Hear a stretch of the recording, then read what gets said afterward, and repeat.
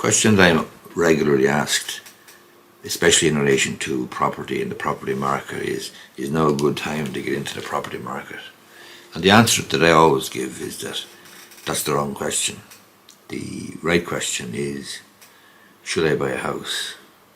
Should I buy shares?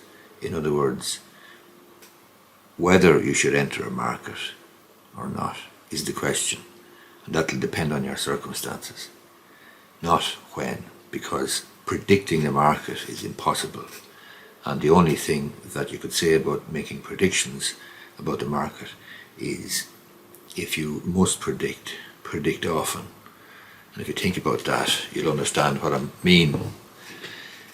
At the weekend, however, in the Irish Times, there was an article there by David McWilliams, basically telling people, particularly young people, particularly millennials, to stay away from the property market. It holds no value.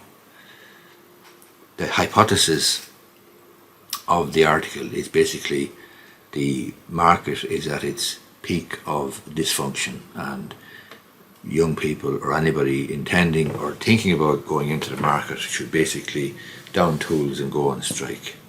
And and obviously the knock-on effect down the line would be to drive prices down and make the market more amenable and more attractive and provide value. However, there's a couple of things in McWilliams' article that are worth having a look at. If you take a look there, it says, millennials, single buyers and other aspiring homeowners. Your euro is being debased because there are too many buyers chasing too little supply, and in all likelihood the quality of much of what is on display isn't that great. Supply has been affected by bans on viewing, meaning that second-hand property on the market is most likely probate housing, which is rarely suited to the needs of young buyers.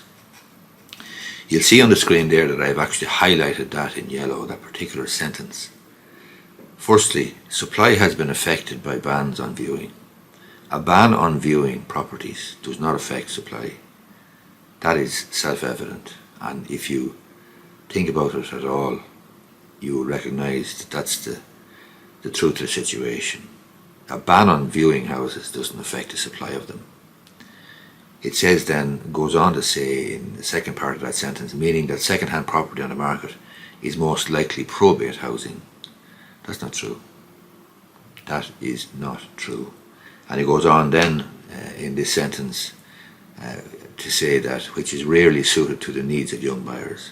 That's not true either, because somebody passes away, it's a 2-bed apartment, or it's a bungalow in the country, or it's a 3-bed semi, or it's in Dublin, or it's outside Dublin. The owner passes away, and these things happen, and then it becomes a probate sale. The house doesn't know that it's a probate property. It doesn't know that it's probate housing. So the assertion that probate housing rarely suits the needs of young buyers is not true. It's nonsense, quite frankly. Additionally then, he says, with a COVID ban on construction, there are no new developments. Therefore, most of what is on the market is second or third rate and far too expensive. It may be too expensive. It's certainly not second or third rate. There is a COVID ban on construction. There are new developments, but obviously construction has ground to a halt, or has certainly slowed down, although there is indications that there is construction going on around the place, outside of Dublin especially, in breach of the regulations, but that's a different issue. McWilliams goes on to say that such a dysfunctional market creates panic buying, where the fact of rising prices panics people into buying because they're understandably unnerved, thinking that if they don't buy something now, they'll pay even more next year and the year after that. He goes on to say correctly that a one-way ticket to bad decisions ensues, where one person's poor decision propels the next person to jump in, compounding the poor decision making. Such is the nature of group psychology. The only winners here are the sellers of second-rate properties. That's an interesting and important point, the nature of group psychology. The nature of group psychology is something that will lead to a dysfunctional market, and it's precisely group psychology that McWilliams is advancing here as an argument and as a piece of advice for millennials and anybody thinking about entering into the market. The very thing that he rails against group psychology and groupthink is the very thing that he is actually encouraging in his article, because he's saying stay away from the market. It holds no value. There's a number of assertions, there's a number of statements in his article which are not grounded in any evidence or in any data. For example, probate housing is rarely suited to the needs of young buyers. For example, meaning that second-hand property on the market is most likely probate housing. For example, saying that what is on the market is second or third rate and far too expensive. None of those things are true, apart from perhaps that it's too expensive. But who says what's too expensive? Who says what's good value and not good value? What determines prices is obviously a willing buyer and a willing seller.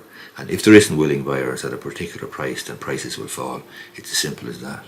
But the notion that somehow you can encourage a group of people to stay away from the market, and they are somehow going to teach the suppliers of houses and so on a lesson, prices will fall, and they'll all pile in then, all the potential buyers will pile in and get good value housing, I think is a facile argument.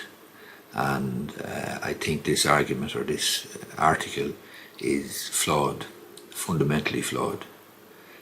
There's comments, plenty of comments after the article in the Irish Times. It's worth a read, and if you're thinking about buying or thinking about selling or anything else in the property market, it is worth a read. But I'm giving you my view on it. I think he's made a lot of wild assertions, and I think David McWilliams is good at getting attention. He's good at promoting himself and his column in the Irish Times and so on, and is good at coming out with very simple, appealing messages, solutions to complex problems, but it's not always the best way to operate. But I was going to say there's a lot of comments at the end of the article in the Irish Times, and one of them is from a guy who didn't take that advice, who actually bought a particular apartment, and he bought it a year ago or 2 years ago, and he's actually delighted with himself. His property is going to be worth more in 5 years or 10 years time than he paid for it, and he's actually paying less by way of a mortgage than he would be in rent, and that's what he's actually doing. And he's living in Dublin. He bought a cheap apartment in Dublin. Now when I say cheap apartment, I don't know, it's 250 grand or whatever. It's a 1-bed apartment or a 2-bed apartment or whatever it is. The point is that you don't buy the market. An individual, young person, young couple, or even middle-aged or whoever, they're not buying the market, they're buying an individual property. And that guy in the comments who disagrees with McWilliams, I think he's right, because you as an individual, if you follow this advice, you would be in danger of making a mistake, because you're buying a house in Carrick-on-Shannon or Longford or wherever. You won't have a difficulty in buying a house that is going to provide good value in the long run, and maybe even good value within 3 to 5 years or whatever. So I think this article is interesting. It's worth having a look at, it's worth reading, but I think anybody who's predicting the market and anybody who's putting forward simple solutions to complex problems are on weak ground, quite frankly. Anyway, hope you find the video useful. You might think that it might give you some food for thought, and obviously you need to make up your own mind. I mean, don't listen just to me, don't listen just to McWilliams, but any economist telling you how the market is going to go or what you should be doing, etc., I'd be treating it with a grain of salt. And indeed any solicitor and any accountant, etc. Make up your own mind, gather the evidence, and decide whether you want to buy a particular property or not, whether it's good value for you or not.